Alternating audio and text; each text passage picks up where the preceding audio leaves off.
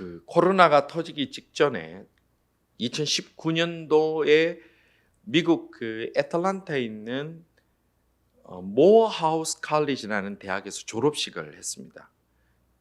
학교 이름이 재밌죠. 모어하우스 칼리지. 거기에서 이제 명예 박사 학위 수여식도 겸했는데 그 명예 박사를 받은 사람이 로버트 스미스라는 그 나름 성공한 사업가고 그리고 굉장히 많은 것들을 기부하면서 사는 자선 사업가로 유명한 분이기 때문에 그 학교에서 이제 명예 박사학위 수여식을 했습니다.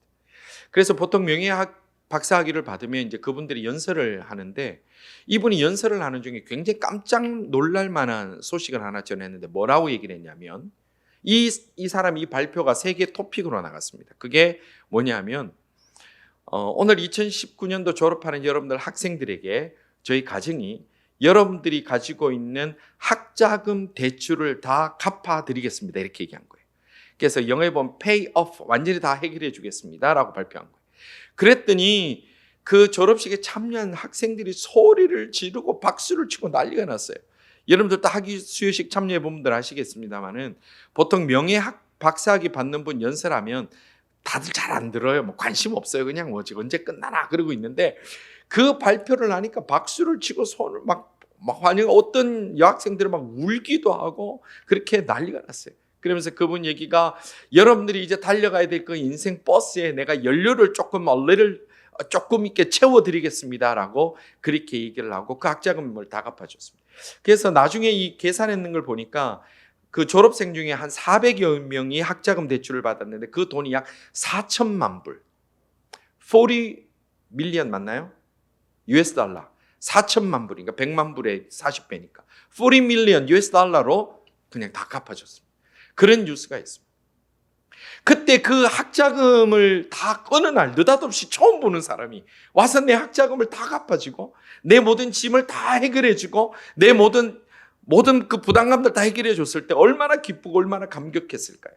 그 감격을 우리가 어떻게 표현할 수 있을까요? 여러분들 지금 모기지를 가지고 있는 분도 많이 계시고 요즘 학자금 대출도 있는 분이 많은데 어느 날 내가 처음 보는 사람이 나와서 나 다 갚아줄게, 나 다 해결해 줄게, 그리고 지금부터 그냥 잘 살아가기만 하면 돼, 그렇게 이제 다시는 빚지지 않으면 돼 라고 얘기를 해주면 얼마나 감격스러울까요? 오늘 성경 본문이 바로 그런 은혜를 받은 감격에 충만한 한 여인의 모습을 오늘 성경이 우리들에게 보여주고 있습니다.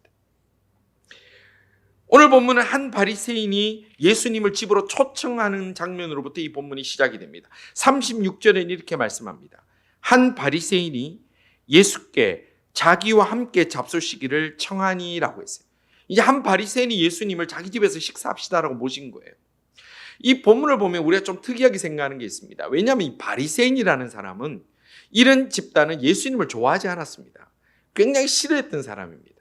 그런데 이 바리새인이 느닷없이 예수님을 식사로 초대합니다.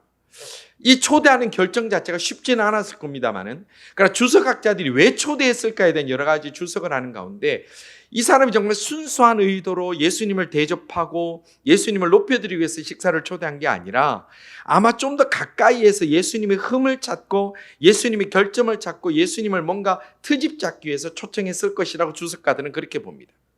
어떤 이유든 간에 이 바리새인이 예수님을 집에 초청했습니다. 이 주인은 바리새인이고 그 초청을 받은 손님의 그 주객은 예수님입니다. 이제 예수님께서 그 바리새인의 초청을 받으셨는데 굉장히 특별한 초청이지 않습니까? 그런데 예수님께서 그 초청에 응하시고 제자들과 함께 그 집에 들어가서 앉으셨습니다. 그런데 그 집에 들어가서 이제 앉으셔서 식사를 하셔야 되는데 갑자기 아주 특이한 일이 그 자리에서 벌어진 거예요.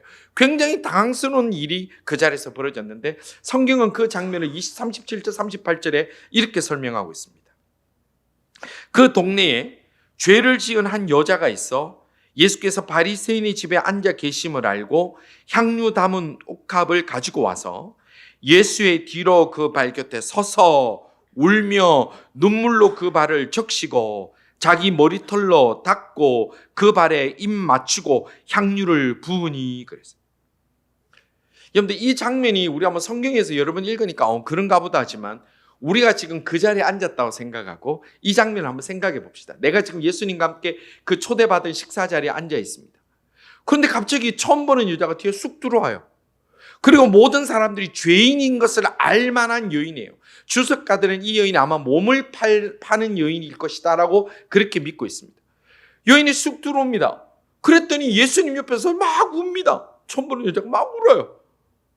그러더니 갑자기 예수님 발 앞에 엎드리면서 예수님 발 앞에서 막 엉엉 소리를 내고 예수님 발에 눈물을 뚝뚝 떨으면서 웁니다. 그리고 나서 그 머리카락, 여인의 머리카락은 뭐예요? 자존심 아니에요? 우리 성도님들, 특히 여자 성도님들 제가 무슨 얘기해도 아무 반응이 없는데요. 아이고 이번에 머리 잘 됐네 그럼 다 좋아하세요. 이 머리카락은 자존심이에요. 제가 요즘 자존심이 많이 이제 줄어서 겸손해지고 있는데 남자든 여자든 머리카락은 자존심을 상징해요. 근데 이 여자의 자존심이 그 머리카락으로 눈물을 막 흘렸는데 그 눈물을 발을 닦는 거예요. 예수님 발을 닦는 거예요. 지금 그 상상 좀 됩니까? 발을 닦고 그러더니 여러분들 우리가 성경에서 여러 번 등장합니다만 이 향유옥합이라는 것은 이 당시에 은행에 돈 저축하는 것과 같은 거예요.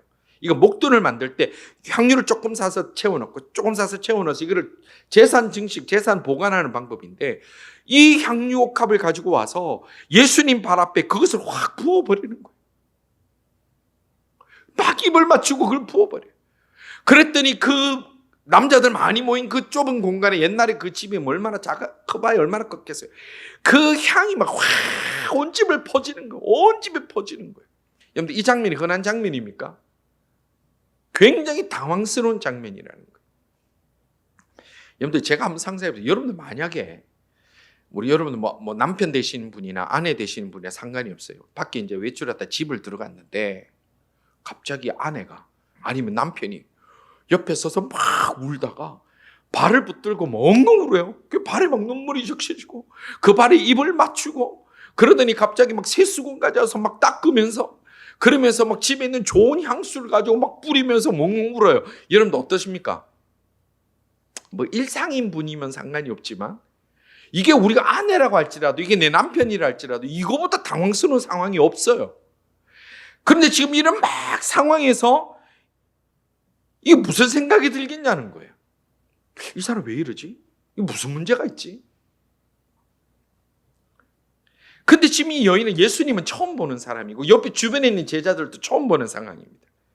근데 이 장면을 보고 우리가 객관적으로 생각해도 굉장히 당황스러운 장면이지만 이 집의 주인인 이 바리새인 입장에서 얼마나 더 당황스러웠을까? 이 바리새인의 마음과 생각을 오늘 성경은 설명해 주고 있는데 39절은 이렇게 말씀합니다. 예수를 청한 바리새인이 그것을 보고 마음에 이르되 이 사람이 만일 선지자라면 자기를 만지는 이 여자가 누구며 어떠한 자 곧 죄인인 줄을 알았으리라 하거늘. 아멘. 지금 39절을 통해서 이 바리새인의 마음을 크게 두 가지로 우리는 알 수가 있습니다. 첫째는 뭐냐면 이 바리새인이 굉장히 당황스럽다라는 거예요.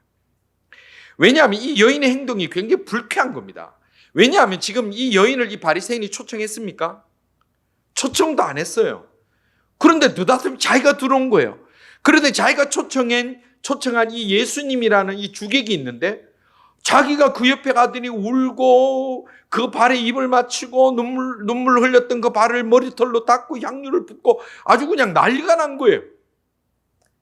그러면서 이 바리새인은 자신이 늘 의로운 사람이다라고 믿고 있었기 때문에 이 죄인이 자기 집에 들어와서 이렇게 자기가 초청한 이 잔치를 망치는 것이 원치 않은 거예요. 굉장히 불쾌한 거예요. 여러분 한번 입장 바꾸어 생각해 보십시오. 저는 이런 비슷한 경험이 있습니다. 제가 어떤 멀리서 온 분을 초청하기 위해서 집에 모시고 있는데 그 사람을 보겠다고 나는 초청도 안 한 사람이 와가지고 자기 마음대로 있다가 그 사람하고 신나게 얘기했다가 나중에 고맙다 감사하다 얘기도 안 하고 그냥 훅 가버린 적이 있어요. 그 불쾌함이 지금도 사실은 굉장히 많이 남아 있습니다. 이게 뭐지? 지금 이 바리새인이 굉장히 불쾌하다는 거예요. 그다음에 두 번째 이 바리새인이 느끼는 감정이 뭐냐면 뭐라고 돼 있냐면 이 사람이 예수님이 누군가에 대해서 흠을 잡고 그에 대해서 알기 위해서 예수님을 초청을 했는데 오늘 본문에 보니까 뭐라고 얘기를 했어요? 그가 만약에 선지자라면 자기를 만지는 이 여자가 죄인이라는 것, 이 여자가 몸을 파는 악한 여자라는 것, 나쁜 여자라는 것을 알 텐데 그러면 알면, 죄인이라면, 더러운 여자라는 줄 알면 눈물을 흘리고 발에 입을 맞추고 그러면 됐다, 그만 하지마, 나는 죄인이 싫어 라고 했어야 되지 않느냐라는 거예요. 다른 말로 하면, 역으로 얘기하면 지금 이 39절에서 이 말하고 있는 이 바리새인의 마음에는 이 사람은 선지자가 아니구나라는 결론을 내렸다는 거예요. 선지자가 아니라고 본 거예요. 선지자라면 죄인을 멀리해야 되고 죄 지은 사람과 가까이 하지 않아야 되는데, 이 죄인이 자기 발을 입을 맞추고 울고 하는 것에 대해서 아무렇지도 않게 있는 것을 보니까 이 사람은 선지자가 아니구나 라는 두 가지 답을 얻었다고 39절은 우리들에게 보여주고 있습니다. 자, 이런 생각을 보시고 예수님께서는 그러면 어떻게 하셨느냐, 즉각에서 이 여인이 이렇게 한 행동의 이유에 대해서 비유로 말씀해 주시는데, 그것이 41절과 42절입니다. 우리가 한번 다시 이 말씀 보겠습니다. 이르시되 빚주는 사람에게 빚진 자가 둘이 있어 하나는 500데나리온을 졌고 하나는 50데나리온을 졌는데 갚을 것이 없으므로 둘 다 탕감하여 주었으니 둘 중에 누가 그를 더 사랑하겠느냐. 아멘. 지금 예수님께서 비유로 드셨어요. 자, 어떤 빚에 돈을 론해 주는 사람이 있는데 그 사람에게 두 명이 빚을 졌다는 거예요. 한 사람은 500데나리온을 빚을 졌고 한 사람은 50데나리온을 졌다. 성경에서 데나리온 그러면 데나리온의 기준이 뭡니까? 얼마쯤 되나요? 여러분들 데나리온 그러면 꼭 기억하십시오. 데나리온은 일반 노동자들이 하루 품삯을 데나리온 그래요. 달란트 그러면 1년 연봉을 달란트 그래요. 그래서 지금 데나리온 그러면 제가 한번 계산해 봤어요. 온타리오 기준으로 한번 계산해 봤어요. 온타리오 기준에 자 최저임금으로 봅시다. 온타리오 기준 시급 최저임금이 얼마예요? 15불. 하루 노동 보통 몇 시간 해요? 법적으로 8시간. 그래서 해보니까 120불. 그러니까 하루 일당이 120불이에요. 근데 이게 한 데나리온이에요. 근데 500데나리온이면 얼마일까요? 곱하기 500 해보니까 6만 불. 6만 불. 6만 불이면 연봉 이상이 되겠죠. 그러니까 한 사람은 500데나리온을 빚을 졌어요. 연봉 이상 여러분도 1년에 연봉 이상 되는 만큼 한 사람이 빚을 졌고, 한 사람은 50데나리온, 6,000불. 한 달 월급 좀 이상이 되는, 한 2달 월급 정도 되는 것을 빚을 졌어요. 그런데 한꺼번에 이 두 사람을 다 빚을 갚아줬어요. 필요 없다. 자, 안 받아도 된다. 라고 얘기를 한 거예요. 이 로버트 스미스처럼 안 받아도 된다 얘기를 한 거예요. 자, 그러면 예수님 물으십니다. 이 둘 중에 누가 더 감격하겠느냐? 그렇게 질문하신 거예요. 그러니까 지금 이 여인이 예수님 발 앞에 와서 서서 울면서 그 발에 입을 맞추고 그 눈물이 적셔질 만큼 그 눈물이 폭풍 눈물이 흐르고 그 눈물을 닦기 위해서 머리털을 풀어서 그 자존심을 다 내려놓고 사람들의 비난과 조롱 섞인 눈빛 속에서 그 발 앞 옆대로 발을 닦으면서 자기가 가지고 있던 가장 귀한 향료값을 깨뜨려 그 발을 부었을 때에 이 이유가 뭐냐면 그가 용서함 받은 은혜가 다른 사람들보다 너무너무 컸고, 그리고 그 크다는 것을 그가 깊이 깨닫고 믿었기 때문이라 그렇게 말씀하고 있는 거예요. 이것은 너무나 중요한 말씀입니다. 그 감격으로 이 여인이 그렇게 했다라고 예수님께서 말씀하고 있는 것입니다. 그러면서 예수님께서 그렇지 아니한 시몬과 비교하여서 이 여인의 행동이, 이 여인의 모습이 얼마나 귀했던 것인가를 말씀하고 있는데 44절에서 46절에 이렇게 말씀합니다. 그 여자를 돌아보시며 시몬에게 이르시되, 이 시몬이 집주인의 이름이 시몬입니다. 이 바리새인 이름이. 돌아보시며 시몬에게 이르시되, 이 여자를 보느냐? 내가 내 집에 들어올 때는 너는 내게 발 씻을 물도 주지 아니하였을 때. 당연히 안 주죠. 흠잡으려고 불렀는데 뭐 대접한다고 발 씻을 물 주겠습니까? 이 여자는 눈물로 내 발을 적시고 그 머리털로 닦았으며 너는 내게 입 맞추지도 아니하였을 때. 입 맞춘다는 것은 이 당시에 환영하고 그렇게 할 때 다 입 맞춤이 있어요. 입 맞춤. 너는 내게 환영도 하지 않았는데 그는 내가 들어올 때로부터 내 발에 입 맞추기를 그치지 아니하였으며 너는 내 머리에 감람류도 붓지 아니하였을 때 그는 향유를 내 발에 부었느니라. 예수님이 딱 비교해서 얘기하는 거예요. 이 여인이 이렇게 감격해하는 이유는 너무나 큰 죄를 용서받았는데 그 용서함 받은 죄를 갚을 길이 없어서, 다 표현할 길이 없어서 그 여인이 할 수 있는 최선의 방법으로 예수님 앞에 표현한 것이다 라고 그렇게 예수님께서 말씀하신 것입니다. 성도 여러분, 이게 어떤 죄 많은 여인의 한 스토리로 우리가 이 말씀을 끝낼 수는 없습니다. 오늘 우리가 받은 은혜가, 오늘 우리가 받은 하나님으로부터 사랑이 이 여인보다 못하지 않다라는 것입니다. 내게 들키지 않은 그 죄악이, 사람들이 알지 못하는 나의 그 더러움과 허물이 그 십자가 앞에 엎드렸을 때 주님이 용서하여 주셨다라는 그 감격은, 그 사랑의 크기는 이 탕감받은 여인보다 우리는 결코 작지 않습니다.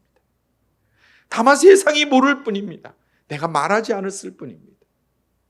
우리가 하나님 앞에 받은 그 지금까지 받은 사랑이 어찌 이 여인이 받은 사랑보다, 그 은혜보다 더 부족하다고 우리가 얘기할 수 있습니까?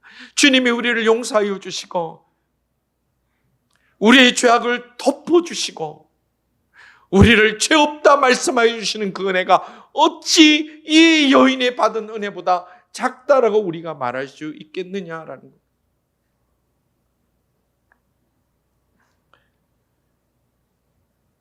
우리가 받은 은혜를 한번 생각해 보십시오.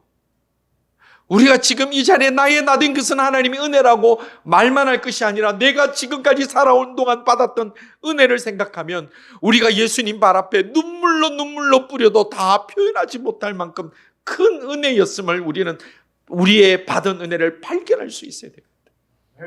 우리가 하나님 앞에 받은 지금까지 용서함을 한번 생각해 보십시오. 우리의 죄악이 이 여인보다 못하지 않았는데 우리의 용서함을 생각하면 우리의 자존심 다 내려놓고 우리의 마음의 머리털을 내려놓고 주님 발을 씻고 바닥을 닦는다고 해서 우리가 자존심 상할 일도 없고 우리가 뭐 더 손해볼 것도 없는 인생을 살아왔던 것이 저와 우리 모두의 솔직한 모습이 아닙니까? 우리가 하나님 앞에 받은 사랑을 우리가 무엇으로 갚아야 다 갚을 수 있을까요? 우리가 하나님 앞에 받은 사랑을 사랑이라고 바로 이해한다면, 그것이 은혜라고 이해한다면 우리가 무엇을 해야 천천의 수양과 우리의 수많은 1,000번째 예배를 드린다고 해서 우리가 다 갚았다고 얘기할 수 있을까요?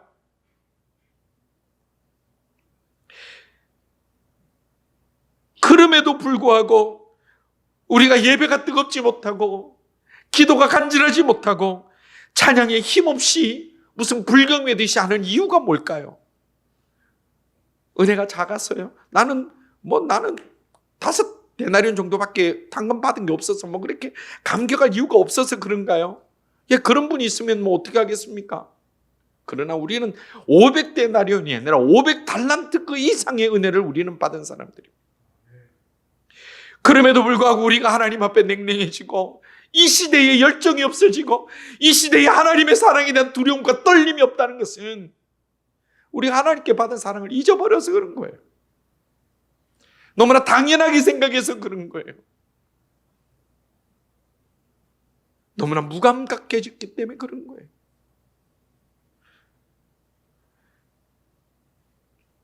조강지처를 버리는 나쁜 남자들이 왜 버립니까? 그 가난하고 어려울 때 함께했던 그때의 그 사랑과 감격을 잊어버리니까 버리는 거예요. 왜 우리 남편분들이 아내를 그렇게 하나님 다음으로 섬깁니까? 우리 다 그렇게 살지 않습니까? 왜? 평소에 아멘 좀 잘해라. 평소에.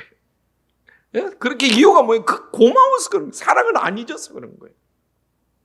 자녀들이 부모 말이 다 옳고 다 가장 지혜롭고 가장 훌륭한 분이어서 부모님 앞에 효도합니까? 받은 사랑, 그 사랑이 너무 감사해서 하는 거 아니에요?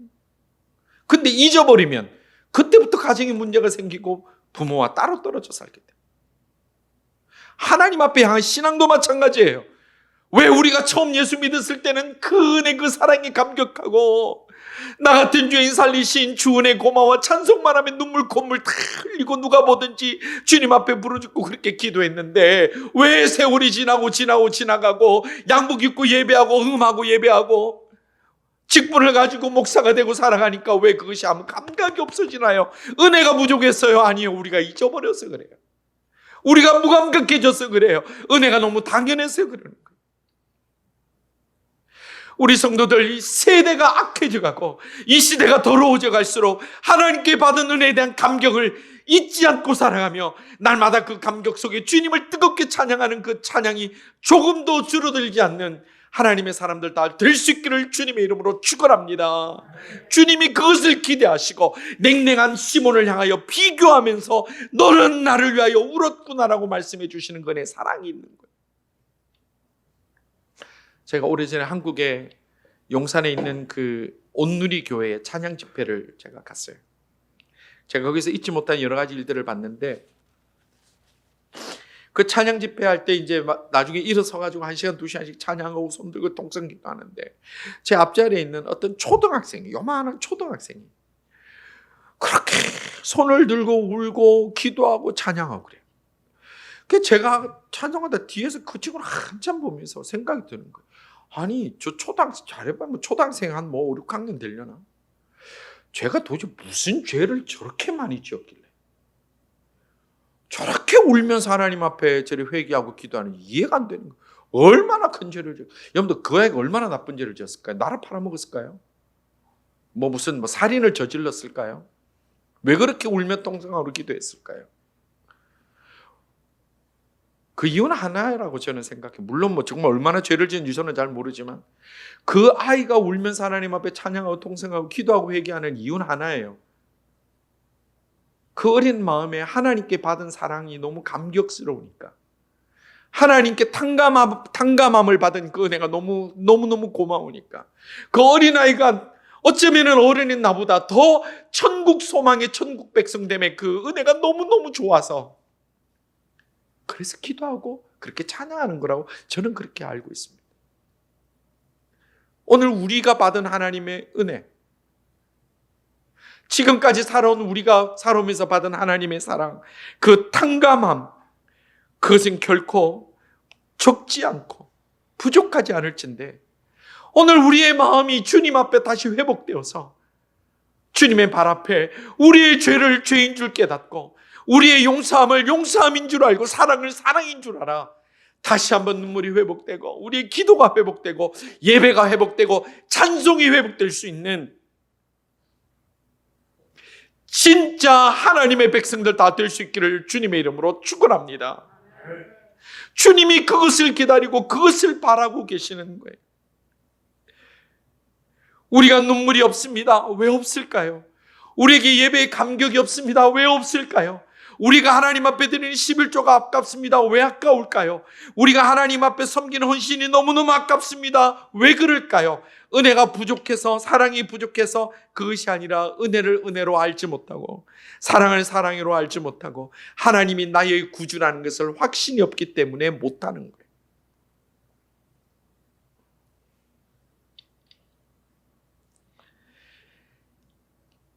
우리가 하나님 앞에 감사하고 찬송하는 것은 예전에 단회적으로 내게 주신 그 은혜 때문에 우리가 죽는 날까지 그렇게 해야 되는 것이 아니라 더 중요한 비밀이 있습니다. 여호와께 감사하는 자는 그 받은 은혜가 영원히 지속되기 때문에 그렇습니다. 시편 136편에는 시편 기자가 여호와께 감사하라라고 말씀하면서 뭐라고 얘기를 하냐면 그 인자하심이 영원함이로다. 아멘. 그렇게 얘기를 했어요. 내가 하나님 앞에 감사하는 자는 하나님께서 베푸시는 그 인자하심이 단회적으로 끝나는 것이 아니라 어떻다고요? 영원하다고 그랬어요. 성도 여러분, 메마른 이 땅의 이 시대에 내가 진심으로 눈물로 하나님 앞에 무릎 꿇고 기도하는 그 자리에 새롭게 부어주시는 하나님의 인자하심이 흘러넘치는 역사가 주를 바라보며 이 여인처럼 무릎 꿇고 죽게 나가는 모든 자에게 임하게 되기를 주님의 이름으로 축원합니다. 그 영원한 인자하심의 은혜를 우리가 놓치고 살아서는 안 된다는 거예요. 우리를 죄에서 건져주실 분은 우리 하나님밖에 없습니다. 세상에서 성공하는 사람으로 죄와 타협하고 거짓말 적당하게 하고 그렇게 형사법에 적용되지 않을 만큼 살아가면 여러분들 다른 사람보다 좀 더 빨리 승진하고 좀 더 빨리 더 많은 돈을 모으고 좀 더 사람들에게 주변 사람들에게 인정받을 수는 있습니다. 그러나 하나님에게서는 아닙니다.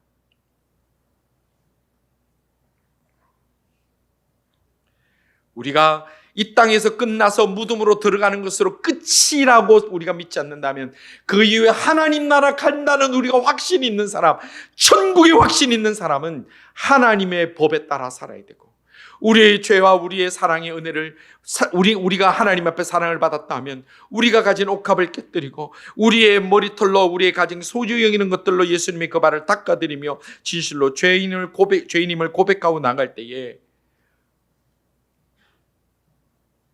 우리 언젠가 호흡이 끝나서 하나님 나라 가는 날이 있지 않습니까? 그날에 겁내지 않고 이제 준비하십시오 라고 얘기할 때 겁내지 않고 주님 손 꼭 잡고 그렇게 하나님 나라 기쁘게 나갈 수 있는 그런 큰 빚을 탕감받은 이 여인처럼 죄사함을 받은 이 여인처럼 우리가 마음을 모아서 주님 앞에 그날 기쁨으로 달려갈 수 있는 그런 복된 하나님의 사람들 다 될 수 있기를 주님의 이름으로 축원합니다. 우리 오늘도 우리의 마음을 다 내려놓고 예수님의 그 발 붙들고 기도하고 부르짖음으로 말미암아 많이 탕감받은 자의 그 합당한 자로 주님 앞에 다 함께 나아가서 주께서 주신 귀한 은혜의 그 길들 끝까지 잘 달려갈 수 있기를 주님의 이름으로 축원합니다. 기도드리겠습니다. 감당하지 못할 큰 은혜를 부어주시고